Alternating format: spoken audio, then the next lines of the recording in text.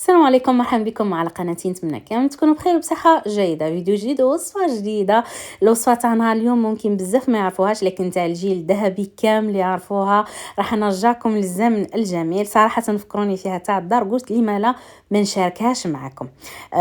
بقلاوه الريبي ولا بقلاوه العجينه المورقه، معروفه بزاف في المخابز، بزاف في المقاهي، في محلات الحلويات. هاد البقلاوه 100% بالكاوكاو، تاع رمضان بامتياز وتاع مشاريع بامتياز. تتحضر في دقائق، ولانه بلا بات فيتي راح يكون مذاقها مميز ومختلف، تشهي كما راكم تشوفوا بدون تعب. راح تحضروها معسله للقلب. راح نمد لكم الاسعار كلش، ان شاء الله راح تكون جربوها كمشروع، راح يكون مشروع ناجح باذن الله. نبداو بطريقه التحضير. اول حاجه نحتاجو العجينه المورقه، هذه هي لا باس تاع الوصفه نتاعنا. شوفوا كيفاه الفيطاج، شوفوا كيفاه التوريق، روعه الوصفه. كون ديرتها معكم، كون ديجا شاركتها معكم على قناتي، راح نخلي لكم رابطها في تحت في صندوق الوصف. يعني ديرتها لكم بطريقه سهله وبسيطه، جربوها على طريقتي، راح تكون ناجحه معكم باذن الله 100%. انا كانت عندي وجهه حضرتها من قبل. راح نحتاج كميه كيلو سينيه فرن 23 ل 23 سنتيمتر، وراح يبقى لكم شويه تاع لي شوت. راح نرش سطح العمل نتاعي بشويه فرينه، وراح نحلها بسمك 2 ملم. يعني ما ترققوهاش بزاف ما يروح لهاش الفيطاج. حاولوا يعني ديروها عادي كيما نخدموا المملحات، كيما راح الطريقه تكون كيما نخدموا البيتزا كوفر من الاخر هكذا. رايحه نحلها كما راكم تشوفوا، نحلها مليح باه نقدر نشكل المربعين. المربع الاول راح نحطه في القاعده تاع صينيه الفرن، المربع الثاني راح نغطي به السطح تاع البقلاوه نتاعي. هذا هو السمك نتاعها. راح ندير صينيه الفرن هذه، قلت لكم 23 على 23. استعملوا فقط ملاحظه، ديروا صينيه الفرن اللي تطيب لكم، ما ديروش هذوك اللي ما يطيبوش، لانه لاباط فيتي ولا العجينه مورقه راهي حساسه، راهي ما تطيبش في الصينيات هذوك اللي ما طيبوش. اوكي، لازم طيبوا في الصينيه اللي متاكدين منها تطيب لكم.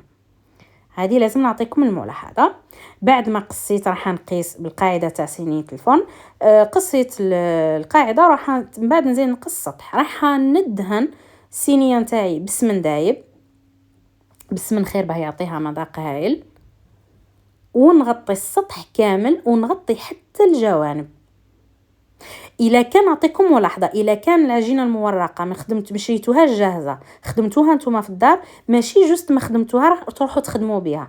كي تخدموها وتكملوا خلوها تريح من ساعه حتى لساعتين، ومن بعد خدموا بها هكذا باه تنجح معكم الوصفه. خلوها تريح. ملاحظه الاولى.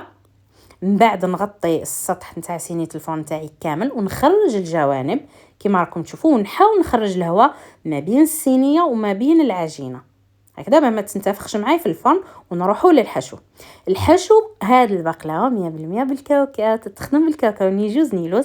لانه قبل ما نخدمها سقسيت يعني خوتي في الدار، قلت لهم كيفاه هذه، كيفاه تستخدم، كيفاه شكلها، يعني ديت المعلومات كامله عليها، لانه الرجاله بزاف يعرفوا هذه البقلاوه.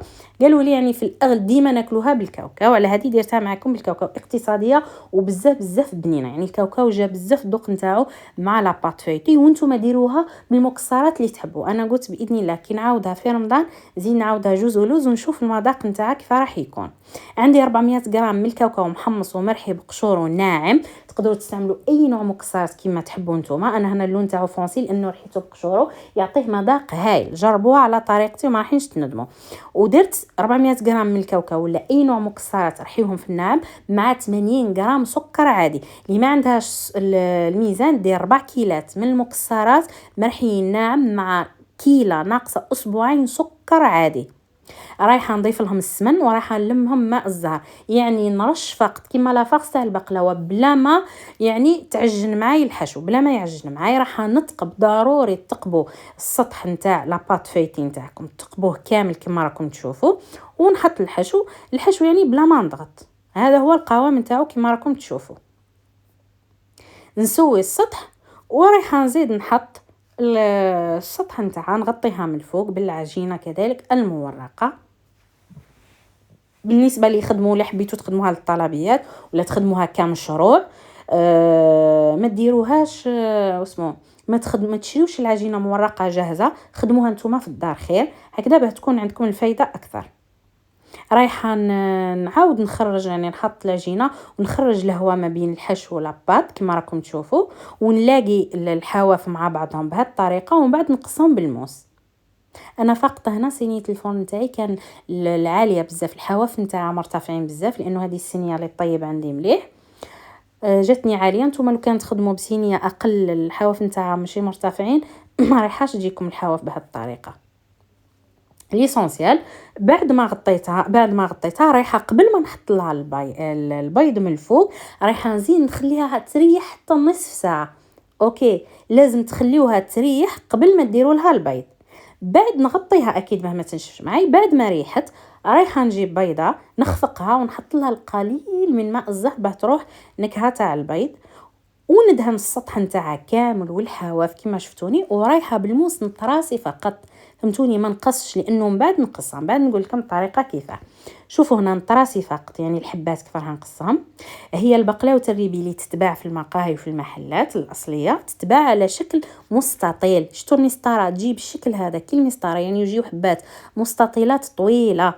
انا قصيتها بالطريقه هذه ليسونسيال، ورشقت باللوز. تقدروا ترشقوا بالكاوكاو كيما حبيتوا. اكيد اللي يخدموا المشاريع قد ما تستعملوا يعني كاوكاو تنقصوا في المقال قد ما يعني تديوا الفايده. نتوما اللي تخدموها المشاريع رشقوها بالكاوكاو.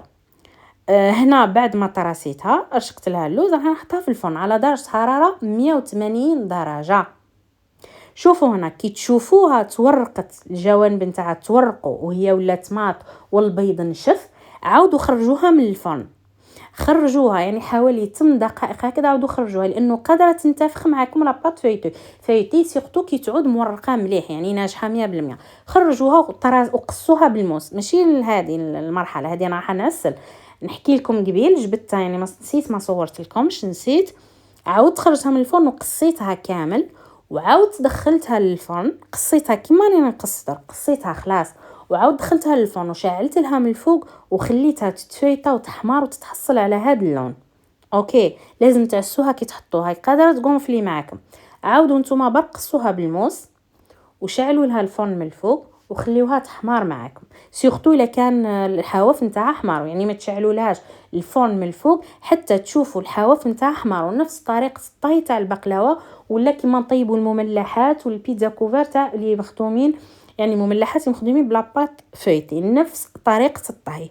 بعد ما حمرت معي وتحصلت على هذا اللون راح نخرجها ورايحه نعاود نقصها بالموس كيما راكم تشوفوا. عاود قصيتها لانه الفويتاج في الفرن راح يعاود يدخل بعضه. رايحه نزيد نعاود نقصها للمره الثانيه باه يدخل العسل معايا مليح.